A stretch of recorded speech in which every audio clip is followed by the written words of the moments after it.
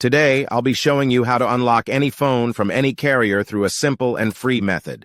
This will work for any brand, including Samsung, iPhone, LG, Motorola, Huawei, or any other. If you happen to have a carrier app installed on your phone, unlocking it will be even easier. After following the steps in this video, you won't need an unlock code. Instead, you'll simply wait for a message in the carrier app indicating that your phone has been unlocked. For iPhone users, just connect your device to Wi-Fi, and the unlock should activate. Before we begin, I'd like to mention a small disclaimer. The tool I'm about to show you is 100% legal, safe, and free. This tool will also help you get your phone unlocked, regardless of whether it's currently under an active contract with your service provider. By the way, please be very careful with the spam comments left on this video.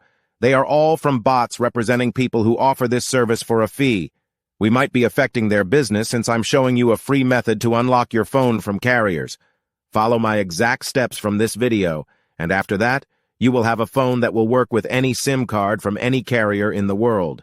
With that said, let's start. All right, so grab your phone and insert an unsupported SIM card.